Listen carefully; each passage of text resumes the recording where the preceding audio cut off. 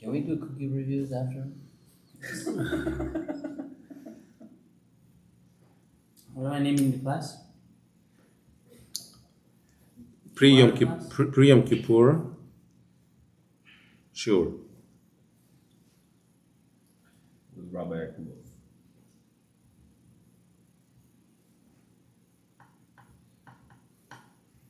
I can put that in the beginning. Perfect. Live. Okay, so well, everyone, welcome back. Baruch Hashem. Today is Wednesday night before Yom Kippur. Our plan tonight is to learn a little bit of Gemara and then go into Halachot of Yom Kippur.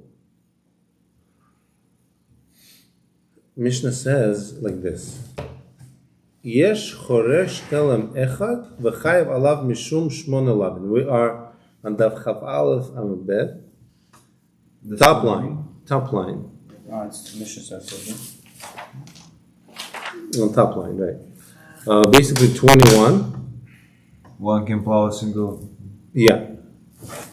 So Mishnah is basically saying like this: one can plow a single furrow. How do you plow? You have a tool that's called a plow that burrows into the ground and turns it upside down. And you're creating a soft ground into which later we're going to throw seeds. That's called sowing. And after some time, the plant is going to grow. Whether it's wheat, barley, oats, or rice, it has to be a seed has to be put into the ground. Now, with this Masechta, so far we've been learning about prohibitions and malkot. And we always said that you could get malkot for an action, one action, provided that there is hatra, warning, and there's witnesses. Right now, Mishnah is going to tell us that you could have one action and get 8 malkot on it. 8 different prohibitions. He is plowing one furrow and he's liable on account of 8 prohibitions. And he gets 8 malkut penalties for each one. Let's see the case. Mishnah says, HaChoresh b'shor v'chamor. Who can translate? HaChoresh b'shor v'chamor.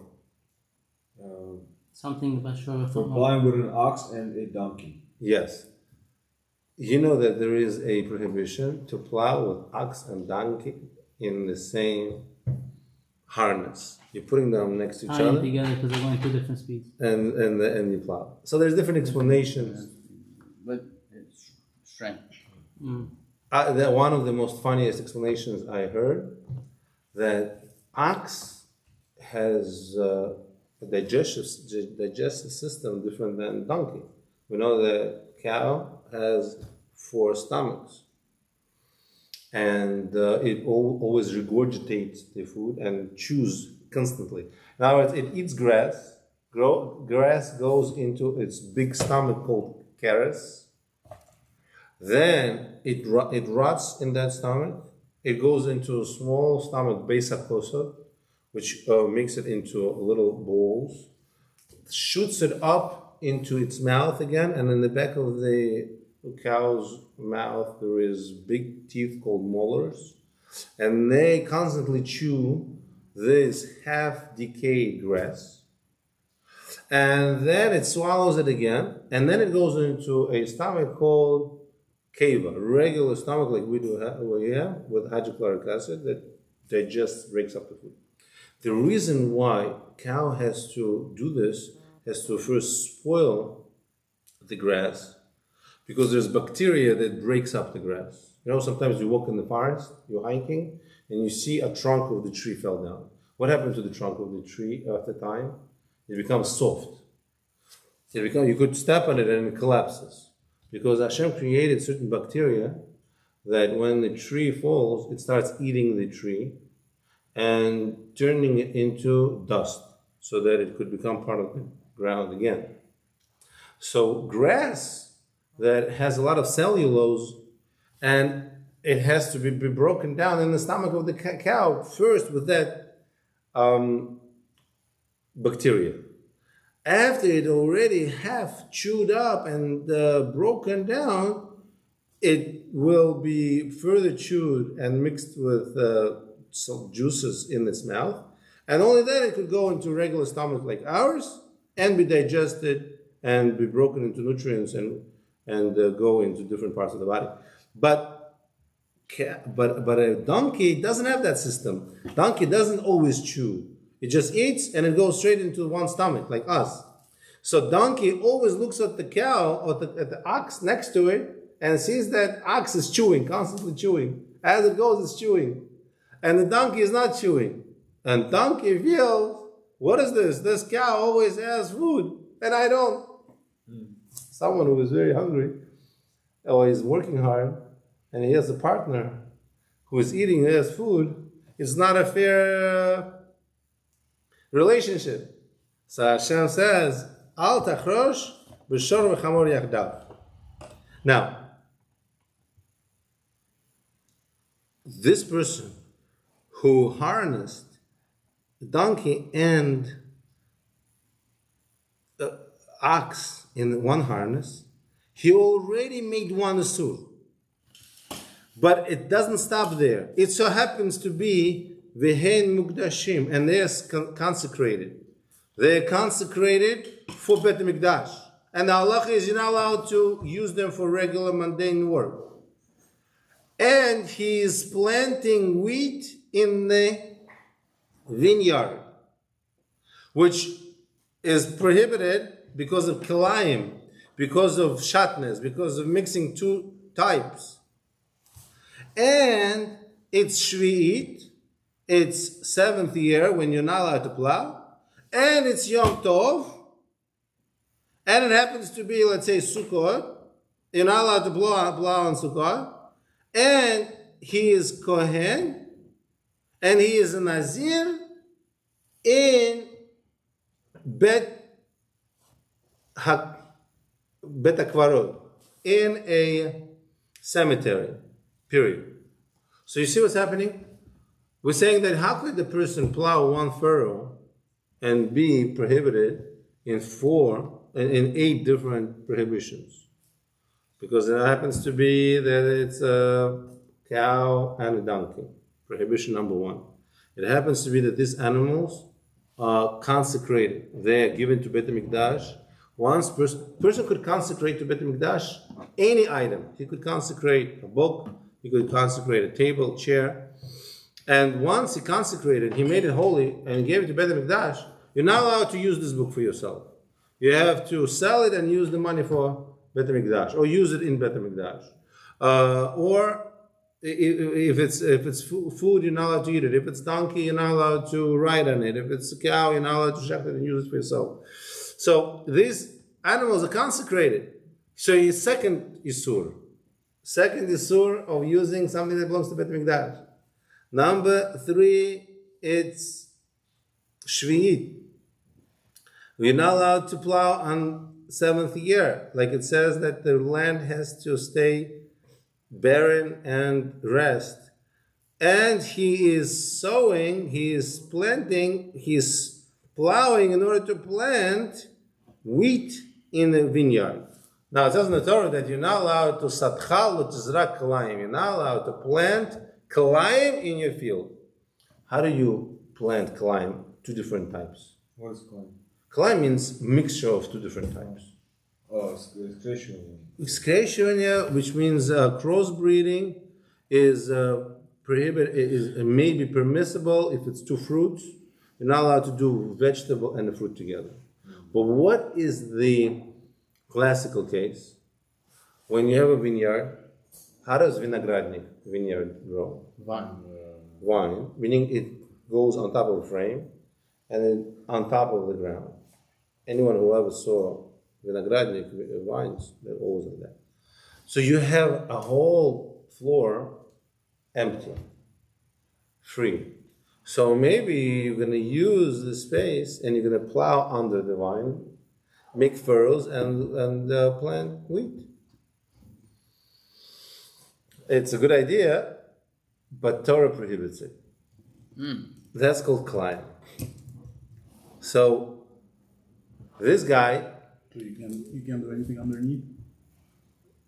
maybe you could plant fruit, but you're not going to be able to plant any fruit because fruit grows on the tall trees.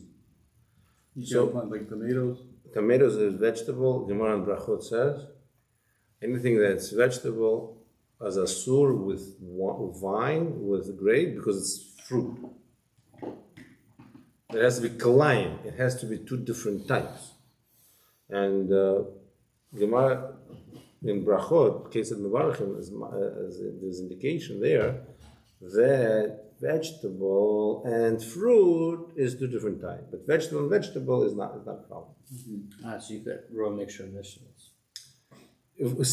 Gemara says that since vine is fruit, like we say, Borei Pnei Ha'etz on grapes, so no vegetables are allowed to be in the ground. But if you're growing pumpkin and squash and carrots, you could all, Then you could do it. because it all goes in the ground. It's in the ground and it's vegetable. It's not But climb. not underneath the vineyard.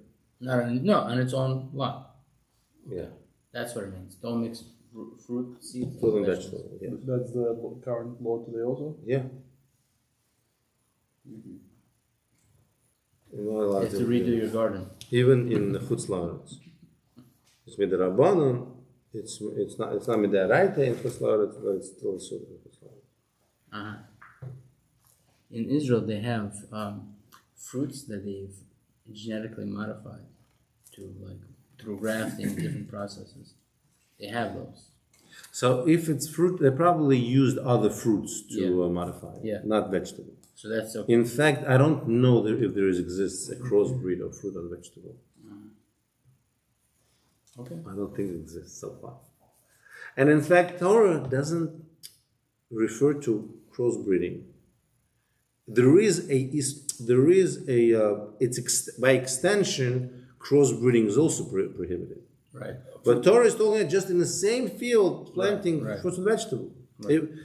Even if you're not breeding in genetics, in the same field is prohibited. But by extension, it's also prohibited to crossbreed because that's clearly collide. So now, it says like this.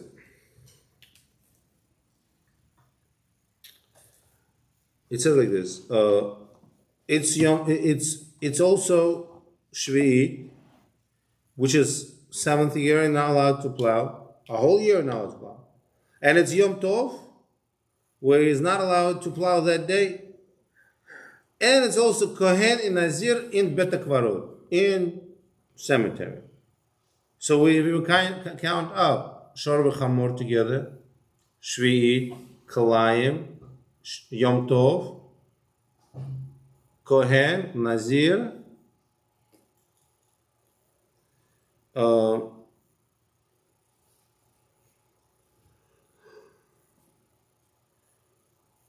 so right now I counted only 6. Why does Mish say 8? Ox and donkey maybe? We'll see. We'll see. 7. Let me just see over here on the bottom. But it's very unlikely, right, that this is going to happen. It's just possible. It's theoretical. It's theoretical. It's just here in order to prove a point. It's like winning a lottery 6 times in a row. No, look, it's different than winning a lottery because winning a lottery is not up to you. It's chance. Yeah. But you could actually manufacture, you could fashion this scenario by your own deeds. Well, harness in ox and donkey, plow inside the vineyard sowing wheat, on Shvit, Chas v'Chalila, on Yom Tov, Chas v'Chalila. But very unlikely. And when someone sees you, what do you mean unlikely? It's all according to your desire. If you want it to happen, it could happen. I mean, you have to be a Kohen, also a Nazir, right? In a place of impurity. Yo, how is it impure if it's a vineyard? Why is planting in the graveyard? it could be even one. It could be one burial there. Even if you just bury it, so happens to be that they buried somebody there also. That whole area becomes. Is it only if it's like a human burial, or it's also like if it's animal? No, only human and only Jewish. Bet Kvarot of Goyim doesn't. Oh yeah. Vitamin, no. Wow.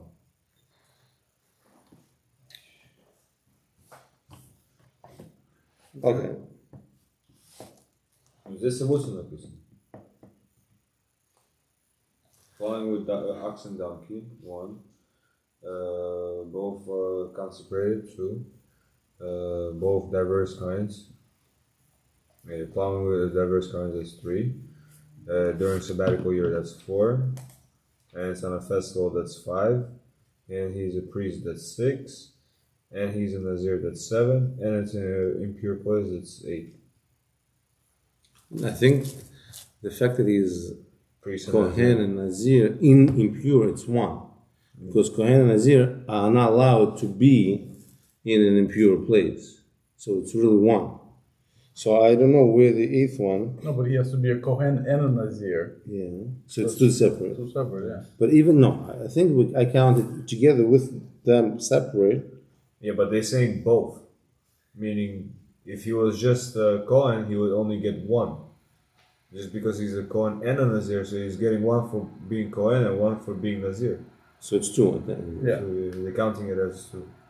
Accepted. So let's count it again. Ox and donkey. 1, Consecrated. 2, Shvi'it. 3, Yom Tov. 4, Kohen. 5. Nazir. Diverse kind. Sabbatical year. I counted that. Shemitah. You didn't count that. No, he counted the Shvi. Okay, again. Okay, my mistake. Okay, I missed something. Ox and donkey is 1. 1. After that, Mishnah. Let's go through Mishnah language. Mukdashin, from the word kadosh, consecrated. 2. Then 2 different things. He's planting wheat in the vineyard. That's 3. Then Shvi'it is 4. Yom Tov is 5. Kohen is 6. Nazir 7. is 7. Contaminated place, 8. No, contaminated place is not a separate issue. Because Kohen and Nazir are only prohibited in contaminated place. There's no isur for Kohen to plow. Kohen is allowed to plow. Nazir is allowed to plow. It's not like you're not allowed to plow. They are in contaminated place. That's why they have 2 isurim. Yeah, you're right. Both, it says over here in number 7, both Kohen and Nazir are prohibited to contract human corpse tumah. Concerning Kohen, the Torah states, okay, brings sukim, and Kohen brings sukim. Thus, when this person plows inside the cemetery, thereby contaminating himself, he transgresses both prohibitions. But I don't see 8. I'm missing something.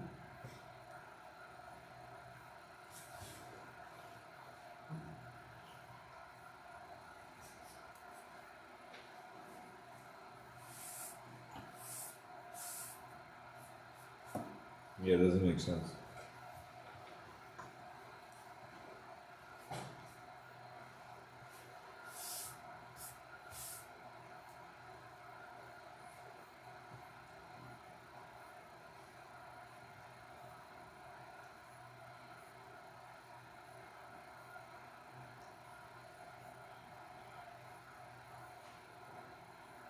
Okay. Oh, there, it continues.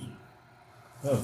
Thus, by entering the cemetery, it's a possible solution. Then it says, Hananiah ben Hananiah says, also one who was wearing kilaim. It is possible to add yet another prohibition. In the case that he plowed while wearing shatnez. Wow. He wants to say that there could be a 9. 8. That would be 8. No. The first Mando Omer holds 8.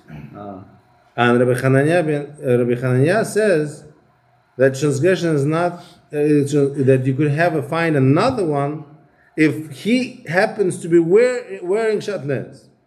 So it's 9. That's why it says over here in that scroll, it's possible to add a 9th transgression that he was wearing shatnez garment when he plowed. But they told him, Omrullah, Eino min Hashem. The sages told him, transgression is not the same as nature. Meaning like this. When a person wears shatnez, he is not transgressing because he's plowing. He is transgressing because he's wearing shatnez. We're trying to find a case where because of his plowing, there will be 8 or more, as many as you want. So in the case where it's shor and chamor, it's plowing that's prohibited. The fact that they are mukdashin, they are consecrated, it's the plowing that's prohibited. The fact that it's Yom Tov, Shvi'it, plowing is prohibited. He could be eating non-kosher food also. Yeah, but that's not exactly because of plowing. Right. So I have to admit, I don't know where the 8th one. I have to look in Perush Mishnayot because I don't see Rashi explaining exactly. Klayim, Bekeram, Shvuit, Yom Tov, V'kohen, V'nazir, B'bet Atuma. Mishnayot probably will explain it. In the Gemara. Gemara I didn't see it either. Let's see Gemara a little bit. Yesh Choresh. We're going to go to 2 dots. We're going to skip to 2 dots. Yesh Choresh Teler. It says like this. There is a case where one plows a furrow, is liable on account of 8 prohibitions. Amar Rabbi Yanai said, B'chabura nimnu v'gamro, at the convention they voted and decided, Hachofeh b'klayim lokeh, one who merely covers seeds of klayim with earth gets lashes for sowing seeds of klayim. In other words, what if I put the seeds down in the vineyard and I just cover them with earth? Is that also prohibition, or I have to first plow and put it in? So hachofeh, someone that just covers the seeds, is also prohibited. It says over here. There's a chance of them fertilizing. Even if you shouldn't. Well, what's the chidush? Oh, excellent.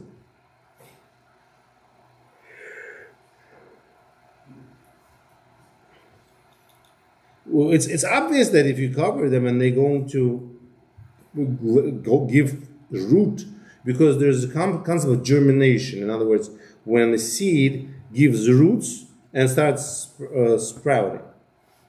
So there's a halacha that if I take seeds and I throw them on the ground, open ground, on Shabbat, I basically transgressed sowing on Shabbat. I don't have to first plow it and make it soft. Because there is a chance, that's not for sure, but there is a chance that it's going to germinate. It's going to let the roots and it's going to... By the way, the halacha is, let's say I throw seeds on the ground, open ground on Shabbat. It's a problem of sowing. But what if I quickly pick them up? It takes 3 days for the seed to germinate, to give in roots. So if I picked it up before the end of Shabbat, I undid my prohibition.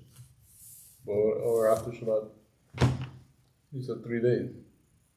Since it takes 2 days, if you did it after Shabbat, somehow, I think after Shabbat it's too late. After Shabbat, because you already did it on Shabbat. Since you did it on Shabbat, and you didn't undo it on Shabbat. You can't plant something on Shabbat to do after Shabbat. So I think the halacha say that if you picked it up on Shabbat right away, even though it takes 3 days, but you gotta undo it on Shabbat itself. Make sure that on Shabbat it would not grow, it would not be able to germinate. But over here we're saying hachofeh b'klayim loikeh. Someone who just covers it with earth, he gets malkut. So it says over here, we're talking about where the mingled seeds would have taken root and grown even without being covered by earth. Otherwise, it would be obvious that covering them constitutes sowing. Regarding what constitutes the essence of active sowing, let's see all this refarshim. But we're saying that the chiddush is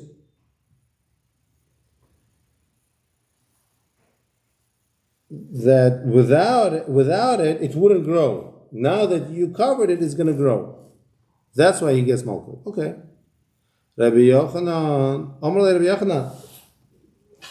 Rabbi Yochanan told him, Lav Mishnah Seinu Yizu, isn't this not our Mishnah? Our Mishnah says this. Yesh choresh te'elam echod v'chayiv alav mishum shmona lavin. There is a case where one plows one furrow and he gets 8 prohibitions. HaChoresh b'shor b'chamor v'hen mukdoshin v'kilayim b'kerer.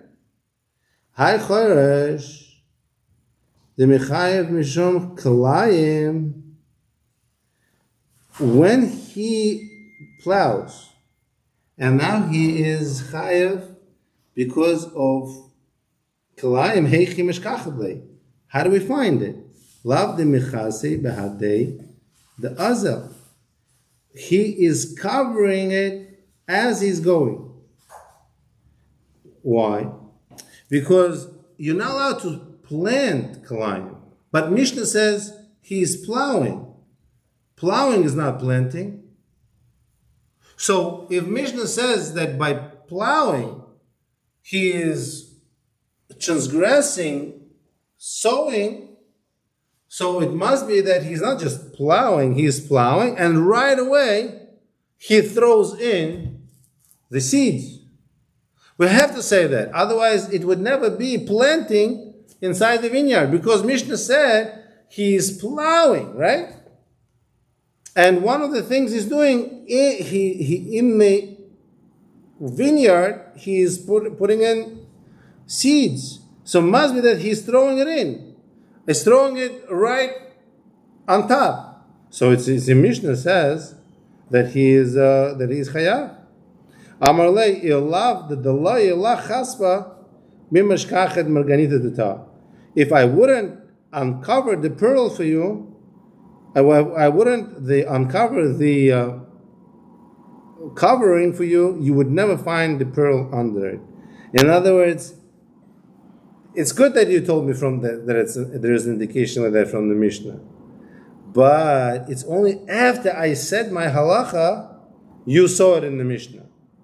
If I wouldn't say my halacha, you wouldn't figure it out from the Mishnah, because Mishnah is very, so to speak, it's very terse. You can't see it so fast. Rabbi Yochanan